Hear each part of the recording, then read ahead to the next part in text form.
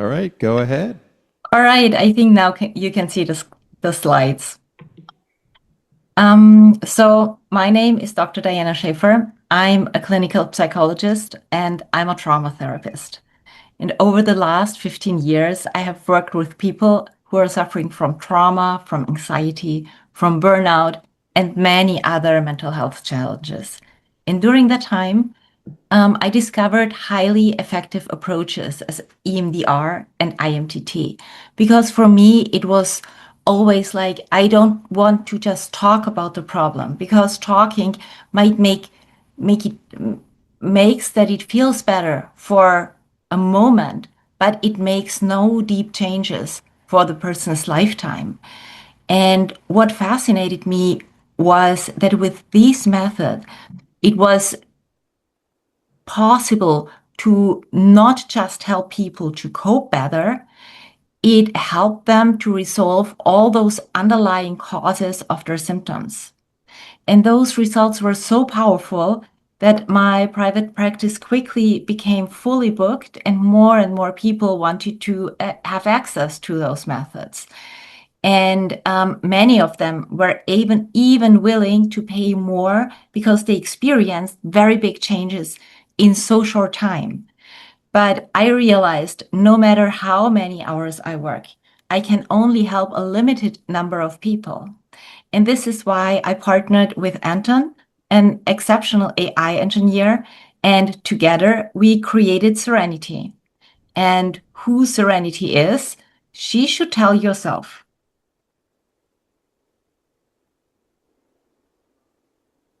Hello, my name is Serenity. I am an AI-powered solution designed to help people overcome emotional challenges and mental health symptoms. I begin by understanding a person's history and identifying the symptoms they currently experience. Next, I help uncover the formative memories and experiences that may be contributing to those symptoms today. Based on this information, I create a personalized workout plan consisting of structured sessions that resolve formative memories. These sessions are guided using principles derived from EMDR and MTT and are designed to systematically process the experiences that continue to create emotional distress. After the sessions are completed, progress is evaluated. If needed, a new iteration of the process is created. The goal is simple: help people feel better, function better, and regain control over their lives. Hello, my name is Serenity. So what makes Serenity different is that it focuses on resolving underlying emotional memories rather than only managing symptoms. The entire process is structured, algorithm-based, so it's not just AI doing something with a prompt. It really follows certain protocols. It's available 24/7, and it's grounded in over a decade of clinical experience and evidence-based therapeutic principles. And the client can choose if they want to have a video call, if they want to have an audio call, like a phone call, or if they want to just text with the AI. And what is really different to all other solutions that you find out there is that you have the history taking in the beginning, then there is a structured plan where you go through all those formative memories which are causing the symptoms you have right now. And when those are resolved, it is evaluated again, and then the person can see, okay, this is how it has been before, and now it is like this, and there is a real actual change. And what I experienced is I had people who were suffering from stage fright, and now they're really enjoying it being on stage. Or I even had a suicidal patient where they said they would not like to join therapy anymore. And then I said, please just try the product. The hospital had no space for them. And so I said, try the product, and we have a call every day, and they're doing great now, just with this AI's help.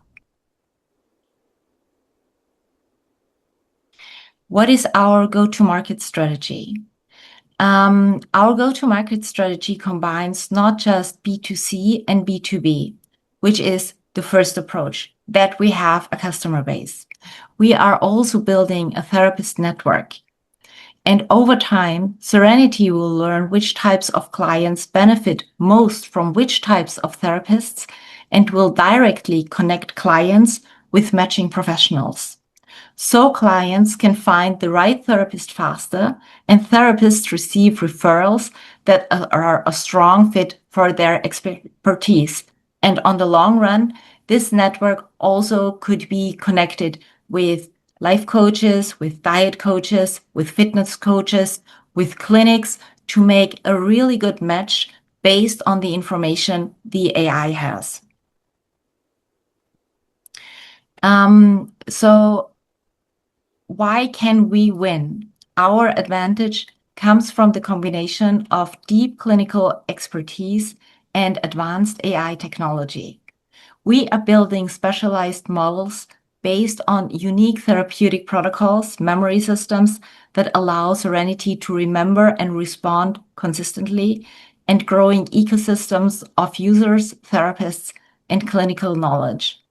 We also try to solve the black box problem so that there is really a track that that our program follows, so that the person who is working with it is really safe. And this creates a foundation that becomes stronger with every interaction. What we are looking for today are two things. First, we are looking for pilot partners to validate real world outcomes with us, where there are people who say, we really would like to test it.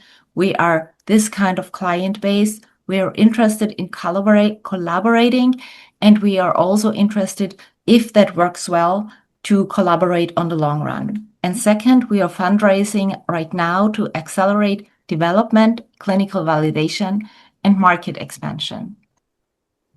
Here you have our contact details, and now I am happy to answer all the questions you have.